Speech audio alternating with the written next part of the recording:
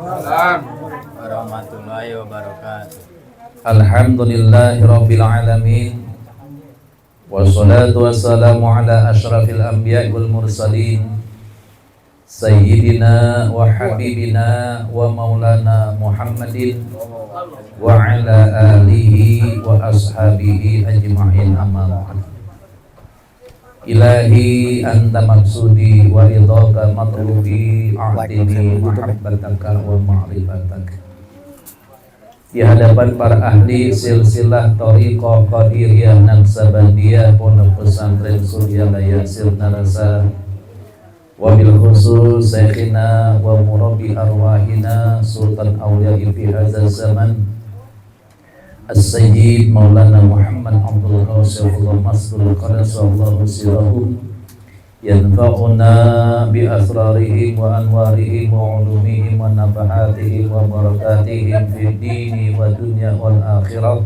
Al-Fatihah. Bismillahirrahmanirrahim. Alhamdulillahirabbil alamin. Ar-Rahmanir-Rahim. Maliki yaumiddin. Iyyaka na'budu wa iyyaka nasta'in. Ihdinas siratal mustaqim. Siratal ladzina an'amta 'alaihim ghairil maghdubi 'alaihim waladdallin. Yang sama-sama kita hormati Sahibul Bait, pemangku pengajian anti kebak, manaqib Tuan Syekh Abdul Qadir Jailani dan manaqibnya ahli silsilah Thariqah Qadiriyah Naksabandiyah Pondok Pesantren Suryalaya, wabil khusus manaqibnya Tuan Syekh Guru Agung Maulana Muhammad Abdul Qasimullah Masdul Qadasallahu sirahu. Kita doakan senantiasa beliau diistiqomahkan oleh Allah Subhanahu wa ta'ala, diberikan umur yang panjang, kesehatan yang sempurna, rezeki yang banyak, yang berkah, yang melimpah dan halal, ditambahkan kemuliaannya oleh Allah Subhanahu wa ta'ala, ditinggikan derajatnya, dikabulkan doanya, dipenuhi segala hajat kebutuhan dunia dan akhiratnya, hajat pribadi dan hajat keluarga besarnya. Para kiai, para asatidz wal asatidzah, para petugas manaqib, para sesepuh manaqib, para ikhwan dan akhwat yang dirahmati oleh Allah berkat segalanya semuanya selamanya. Al-Fatihah. A'udzubillahi minasyaitonir rajim. Bismillahirrahmanirrahim. Alhamdulillahirabbil alamin, arrahmanir rahim, maliki yaumiddin. Iyyaka na'budu wa iyyaka nasta'in. Ihdinas siratal mustaqim. Siratal ladzina an'amta 'alaihim ghairil maghdubi 'alaihim waladdallin. Suatu ketika Rasulullah sallallahu alaihi wasallam pulang berdakwah kepada umatnya di Mekah. Sampai di rumah, kelihatannya Rasulullah sangat lelah sekali. Kemudian Rasulullah memberikan salam, uluk salam kepada istrinya Siti Khadijah. Bandara. Lalu Rasulullah sallallahu alaihi wasallam merebahkan kepalanya di atas pangkuan Siti Khadijah istri tercinta. Saking capeknya, saking lelahnya, Rasulullah tidur di Al-Mutahamarin. Jadi Rasulullah tidur di pangkuan istri. Lalu saya punya sedikit waktu ketua. Bu. Ibu. Kalau suami pulang dari mana-mana, Orang Sunda, Jawa. siapin diri, Bu. Siapin diri. Biarkan Kota suami rebahan di pangku, di Seur, pangkuan. kenalan DPRD Palembang. Iya. ya. Sama. Biarin dah Provinsi. suami sekuatnya istirahat di pangkuan. Orang Palembang. Kan kemas ya. Jadi ini Rasulullah tidur di pangkuan Siti Khadijah. Dipandangin wajah Tinggal Rasulullah. di kayu manis. Ya. Sampai-sampai tidak terasa air Saya matanya ketua meleleh Polda Timur. netes ke pipi Rasulullah. mantan baru Rasulullah. saya ganti sama wakil tua. Kenapa? Ya. Rasulullah dipandang oleh istrinya yang tercinta, betapa lelah dan capeknya Rasulullah berdakwah menyelamatkan umat. Itu Siti Khadijah nangis melihat wajah Rasulullah. Sampai-sampai Rasulullah bangun karena tertetes Dinyatakan air matanya sakit lagi di Siti Khadijah. Istiqlal tanggal 23 nanti. 23 ini. Lalu Rasulullah bertanya kepada Siti Khadijah, Asar BM sampai selesai. "Wahai istriku sayang, Mulai asar.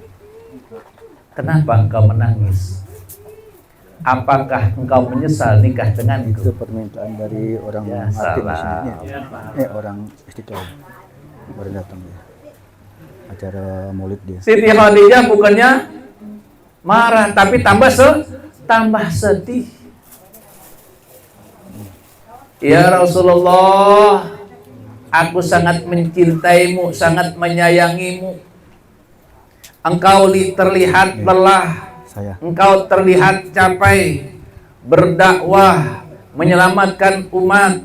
minta maafan untuk acara. Seandainya engkau membutuhkanku, sedangkan aku sudah meninggal, aku rela tulang-tulangku engkau jadikan alat untuk mensiarkan agama Islam.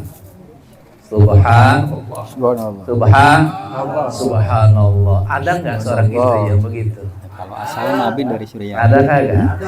Saya dari kampung ini. Coba bayangkan Bu, Tapi nggak tahu Suriah. Siti Khadijah Biasa, kekayaannya biasa. setengah negeri belum dapat hidayahnya. habis untuk memperjuangkan agama Dari dulu. Islam. Sampai pada saat itu Siti Khadijah kurus, Rasulullah kurus. Kenapa? Diboykot oleh orang kafir Quraisy. Selama 7 bulan nggak boleh berhubungan dengan orang lain. Makanan kagak boleh masuk. Nggak ada perdagangan, nggak ada jual beli. Nggak boleh bergaul dengan orang kafir Quraisy. Coba bayangkan betapa sedihnya saat itu.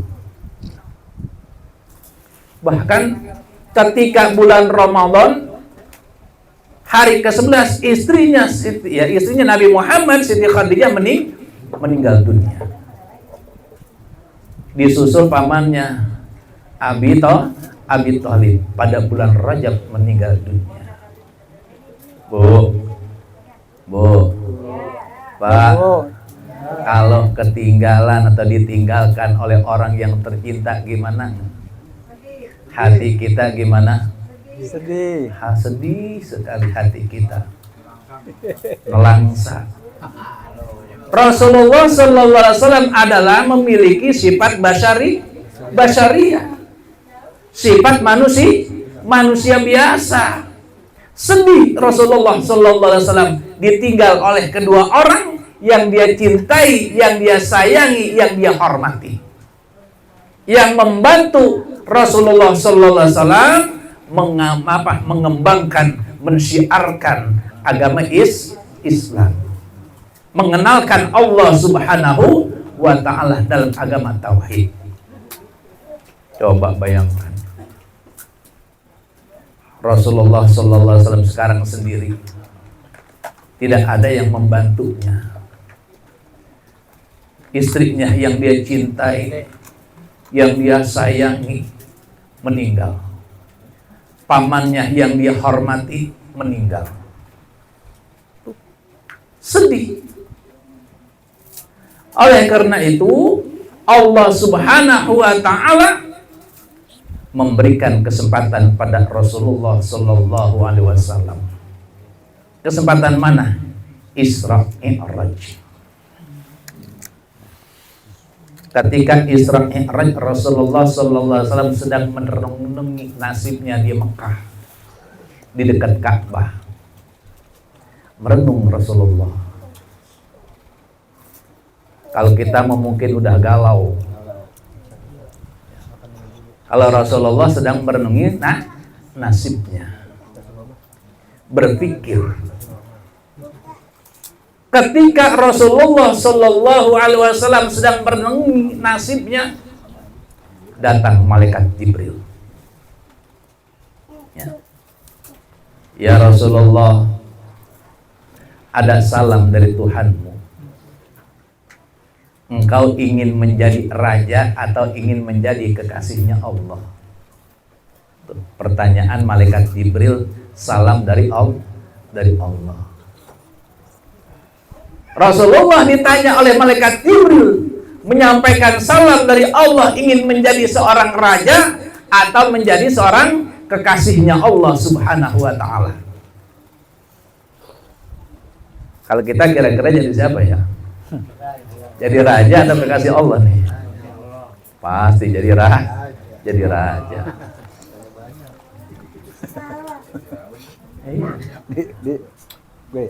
Rasulullah menjadi apa? Rasulullah sampaikan, ya malaikat Jibril, aku ingin menjadi hamba Allah Subhanahu wa ta'ala. Pengen jadi hamba Allah Subhanahu wa ta'ala. Malaikat Jibril menghadap kepada Allah, ya Allah, kekasihmu Muhammad ingin menjadi hamba, tidak ingin menjadi raja, tidak ingin menjadi kekasihmu, tapi menjadi hambamu. Masya Allah, nggak pengen jadi apa-apa Nabi Muhammad. Oh, kalau begitu Jibril, silakan engkau berangkat ke surga, cari kendaraan yang paling bagus, kendaraan yang paling hebat. Nah, malaikat Jibril masuk ke dalam surga, nyari kendaraan. Jadi lubak-lubak tuh surga itu. Malaikat Jibril mencari kendaraan yang paling bagus. Dilihat di pojokan ada ya kendaraan yang paling bagus, tapi lagi sedih. Pak, kendaraan paling bagus tapi sedih. Ditanya sama malaikat Jibril, hei buruk, kata-kata bahasa kita, lu ngape? Jibril, aku sedang rindu kepada kekasihku. Rindu kepada kekasih. Nih buruk punya kekasih. Aku belum pernah bertemu dengan orangnya, tapi aku hanya mendengar namanya. Buruk sudah mendengar Nabi, namanya sudah kenal, orangnya belum pernah melihat. Kata Jibril, maukah engkau aku temukan dengan kekasihmu? Senangnya buruk bukan main. Maka berangkatlah malaikat Jibril bersama buruk. Sampai di Mekah, ketemu dengan Nabi Muhammad Sallallahu Alaihi Wasallam. Tapi sebelumnya Nabi dibersihkan hatinya, dibedah dadanya, diisi dengan hikmah hatinya, kalbunya oleh Allah Subhanahu wa ta'ala. Disuguhkan 2 minuman, madu dan susu. Silakan Muhammad, engkau pilih salah satu minuman ini. Engkau mau pilih madu atau mau pilih susu? Gimana nih? Kalau kita? Wah, kalau kita dua-duanya. Susu dipilih, madu diambil. Ya, yang namanya susu ada 2 kan, kalau tambah madu jadi 4.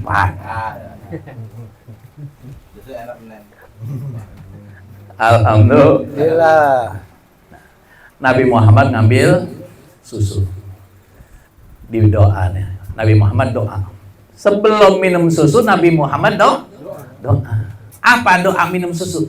Allahumma zidna wala tangkusna wa barik lana min nikmati dunya wa nikmatil akhirah. Tuh, itu doa yang dipakai sama Abah kalau mau makan. Alhamdulillah. Jadi Allahumma zidna wala tangkusna wa barik lana min nikmati dunya wa nikmatil akhirah, itu doanya Rasulullah. Ketika akan di Isra Mi'rajkan minum susu, Rasulullah doanya itu. Alhamdulillah. Alhamdulillah. Tuh. Tahu sekarang sejarah doa itu. Dari Isra Mi'raj. Alhamdulillah. Berangkatlah, yang namanya Isra itu perjalanan Rasulullah di malam hari. Panggilan Teddy namanya. Ya. Kalau kita nih malam-malam jalan ke masjid namanya Isra. Dari rumah ke warung malam-malam namanya Isra.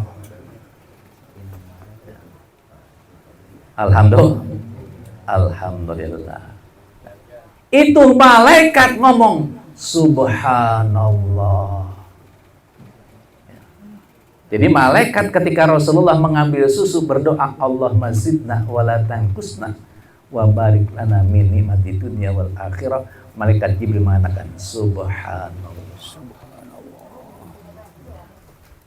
Ayat Isra Mi'raj itu Subhanalladzi asra bi'abdihi lailam minal masjidil haram ilal masjidil aqsa. Kita lihat, setiap kita melihat suatu keindahan yang tidak bisa dicerna oleh akal, pasti kita mengatakan Subhanallah. Subhanallah. Melihat apapun, kecantikan, keindahan, itu pasti kita mengucapkannya Subhanallah. Ini yang namanya Isra Mi'raj ini adalah satu kejadian yang luar biasa, tidak bisa dicerna oleh akal. Nggak bisa dicerna oleh akal. Kenapa? Sebab perjalanan dari Masjidil Haram ke Masjidil Aqsa kalau ditempuh dengan kuda atau onta bisa sampai antara 1 sampai 3 bulan. Sedangkan ini cuma semalaman. Kira-kira percaya nggak tuh? Orang yang Islam sudah masuk Islam pada saat itu, ketika Rasulullah SAW bercerita tentang kejadian Isra Mi'rajnya, banyak yang murtad lagi. Kecuali Abu Bakar. Abu Bakar ketika menerima cerita Rasulullah SAW langsung membenarkan, tidak ragu. Sebab Abu Bakar tahu bahwa Rasulullah SAW dari kecil sampai umur sebesar itu Rasulullah tidak pernah berdusta. Yakin Sayyidina Abu Bakar. Sedangkan yang lain masih ragu-ragu. Ada yang ragu-ragu, ada yang murtad. Luar biasa. Subhanalladzi asra. Asra di sini adalah kepasifan Nabi kita, Nabi besar Muhammad sallallahu alaihi wasallam. Artinya Nabi sedang merenungkan dirinya yang telah ditinggal oleh orang-orang yang dia kasihi, dia sayangi, dan dia hormati.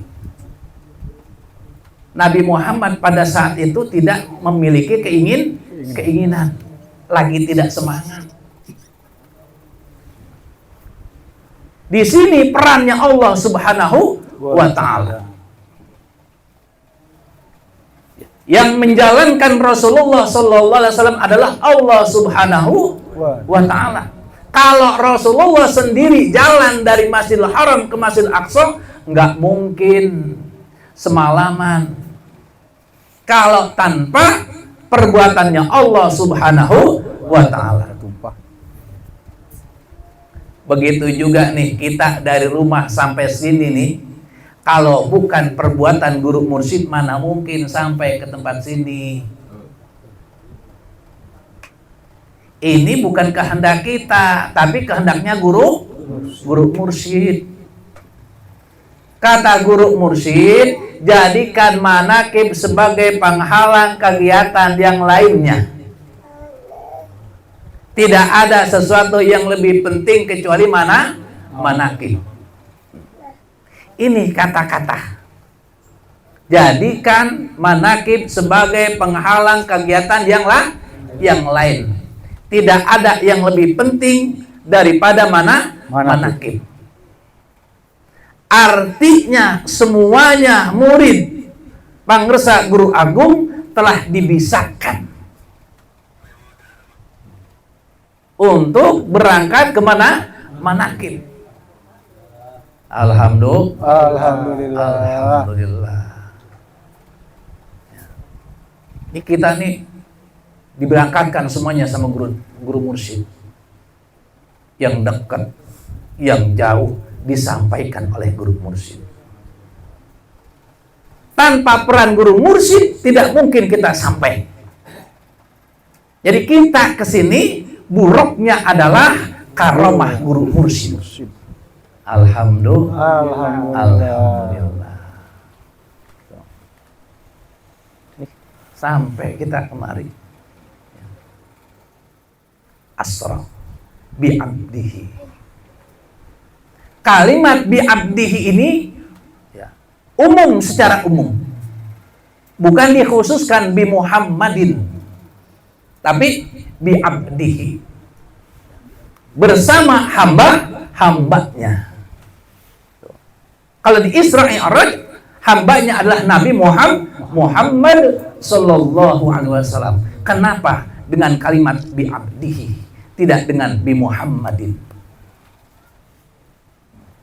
Artinya yang namanya Isra Mi'raj ini bisa dilakukan oleh siapapun hamba Allah yang telah memiliki guru mursyid, yang mengikuti peran guru mursyid dari Asra, yang memperjalankan. Jadi kita wajib bersyukur kepada Allah Subhanahu wa Ta'ala dapat di-Isra Mi'rajkan. Dengan apa di-Isra Mi'rajkannya kita oleh guru mursyid? Dengan satu zikir, la ilaha illallah. Bahkan bukan hanya dengan satu zikir la ilaha illallah, bukan hanya dengan zikir khafi saja. Guru mursyid mengisra mi'rajkan murid-muridnya dengan amaliyah-amaliyah yang diajarkan. Amaliyah mursyid, salat sunnah. Jadi seluruh ikhwan, seluruh akhwat bisa menjadi hamba Allah. Siapapun dia, apapun kedudukan dia, ketika belajar dengan guru mursyid, maka akan sampai kepada Allah. Amin. Kita lihat kedudukan kita, makom kita saat kita berguru kepada guru mursyid. Di mana keadaan kita? Apakah makom kita makom tobat, makom zuhud, makom warok, makom fakir, makom sabar, makom tawakal, atau makom ridho? Kita lihat, perhatikan keadaan kita. Di manakah keadaan kita? Apakah kita sekarang ini sudah berada di makam zuhud atau belum? Apa hanya baru makom tobat? Kalau makam tobat itu, ya, kita baru ketemu guru mursyid. Walau annahum idzalamu anfusahum ja'uka fastaghfirullah. Ketika kita menzalimi diri kita, ketika kita berbuat maksiat, berbuat dosa, kita datang kepada guru mursyid. Fastaghfirullah. Astaga. Kita minta diampuni oleh Allah Subhanahu wa taala segala dosa kita, kemaksiatan kita melalui guru mursyid. Dengan apa? Dengan talqin. Alhamdulillah. Ini makamnya makam tobat. Datang kepada guru mursyid, ditalqin. Barang siapa yang mendapatkan hak talqin, bagaikan bayi yang baru dilahirkan. Alhamdulillah. Sampai dia akan diusulkan oleh guru mursyid kepada Allah Subhanahu wa taala. Naik kepada jenjang berikutnya. Tapi sudahkah sampai kepada kita jenjang berikutnya itu zuhud? Apa zuhud? Memelihara diri dari hal-hal yang dihalalkan oleh Allah, apalagi yang diharamkan. Yang dihalalkan saja kita menjaga diri. Artinya jangan berlebih-lebihan dengan sesuatu yang dihalalkan oleh Allah Subhanahu wa ta'ala. Makan jangan banyak-banyak, tidur jangan banyak-banyak, itu zuhud. Kurangi tidur, kata guru agung kan gitu, mengurangi tidur. Tidur halal, makan banyak halal, tapi kurangin, jangan banyak-banyak tidur. Sebab kebanyakan tidur itu saudaranya mati. Kalau tidur mulu, mati melulu. Jangan banyak-banyak makan. Sebab apa? Kebanyakan makan ngantuk. Tidur lagi. Bangun tidur. Terus Basurip jadi. Itu dia. Zuhud kita harus jaga diri kita nih.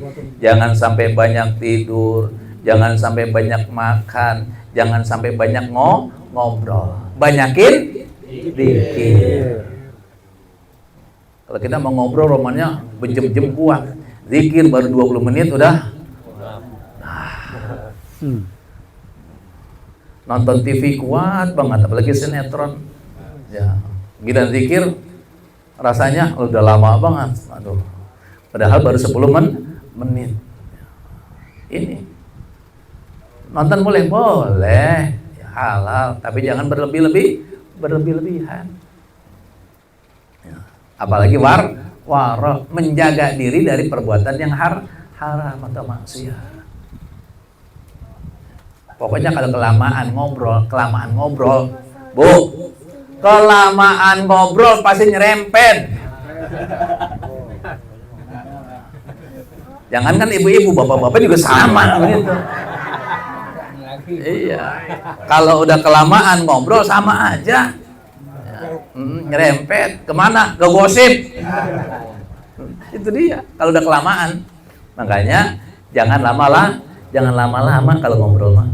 Cukup secukupnya saja. Makan cukup secukupnya saja. Tidur secukupnya saja. Apapun yang halal, yang haram, kita jaga diri kita. Ya. Ini. Lalu apa? Fakir. Makan fakir.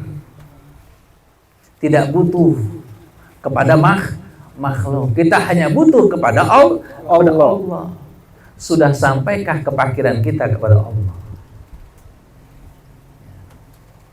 Ini yang kadang-kadang sulit sama diri kita. Jadi untuk meningkatkan makom kita, derajat kita ini sangat sulit. Walaupun sudah mendapatkan hak talqin.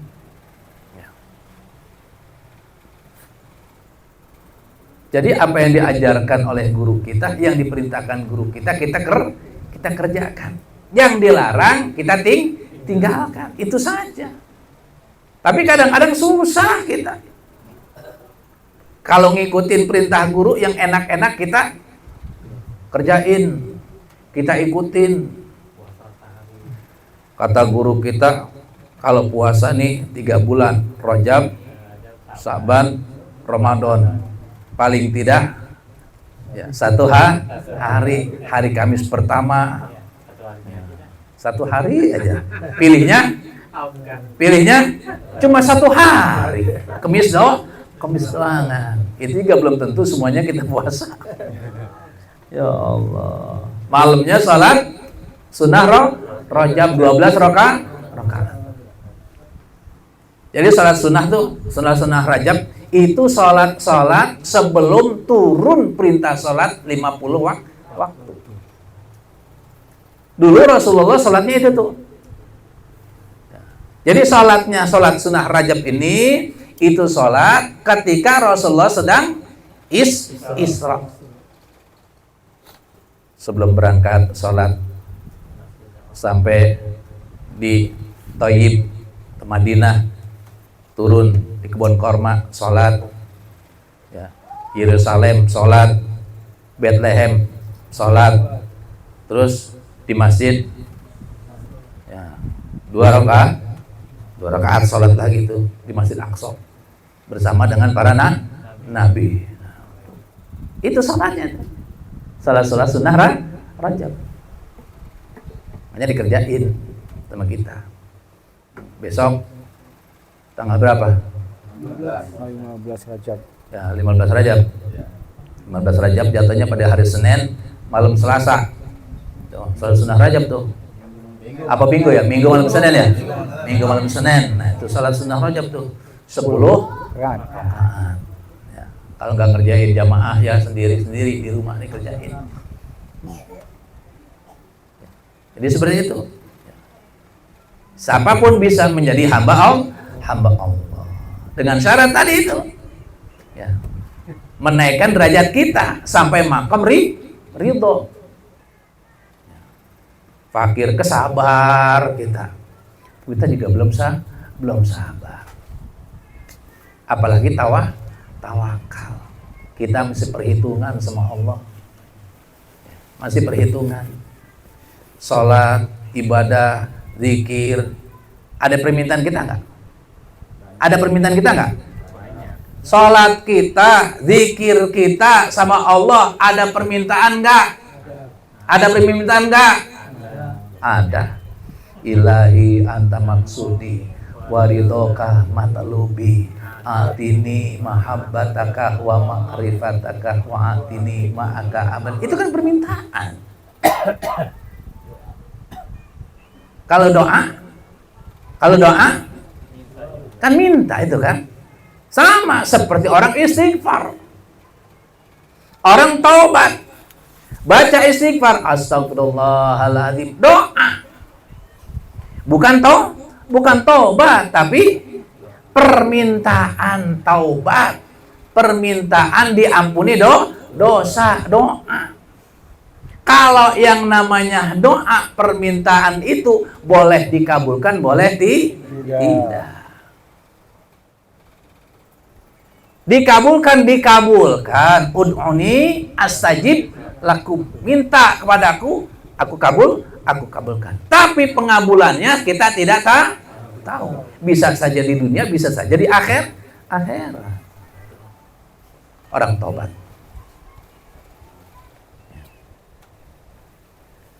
Tapi supaya dosa kita, taubat kita diterima oleh Allah Subhanahu wa taala, tadi yang pertama adalah datang kepada guru mursyid, kedua minta zikir, minta talqin. Waladzi idza fa'alu fahishatan aw zalamu yadhkurullah dzikran katsira. Itu kan tuh. Nah, itu.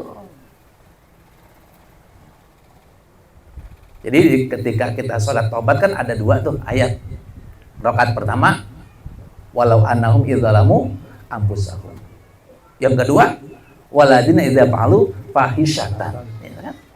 Yang pertama datangnya kepada Rasulullah, sahabat.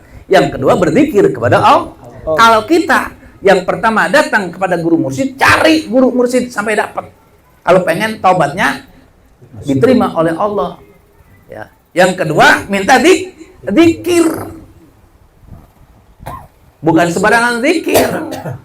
Sebab orang laki-laki yang berzikir dan orang perempuan yang berzikir telah disediakan ampunan oleh Allah Subhanahu wa taala. Alhamdulillah. Tanpa minta.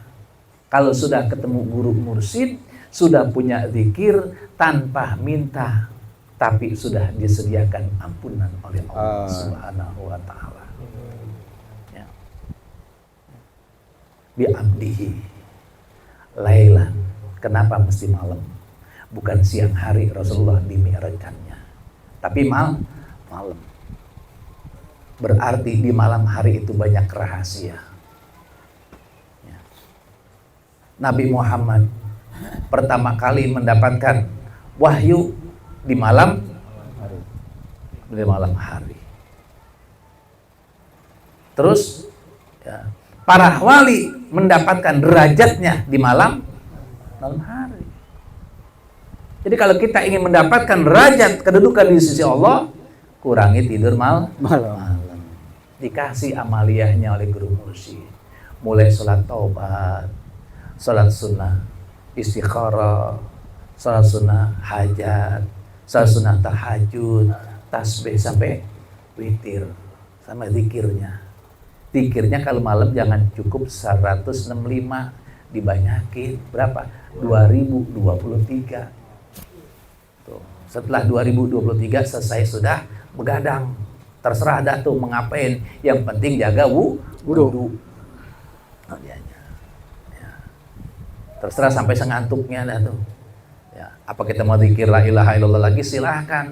Tapi nanti 1 jam sebelum subuh kita sudah tawajuh. Itu dianya. Kunci yang diberikan oleh guru mursyid. Mampukah kita melaksanakannya tergantung kesemangatan kita. Alhamdulillah. Cukup segini saja ya. Minal masjidil haram ilal masjidil aqsa alladzi barakna, itu nanti ya, insyaallah tahun depan kalau panjang umur. Mudah-mudahan kita senantiasa diberkati oleh Allah Subhanahu wa taala dengan segalanya, semuanya selamanya. Barakat wa karamatul Syekh Maulana Muhammad Abdul Al-Fatihah. Bismillahirrahmanirrahim. Alhamdulillahirabbil alamin arrahmanir rahim maliki yaumiddin. Iyyaka na'budu wa iyyaka nasta'in. Ihdinas siratal mustaqim. Siratal ladzina an'amta 'alaihim ghairil maghdubi 'alaihim waladdallin. Wassalamualaikum warahmatullahi wabarakatuh.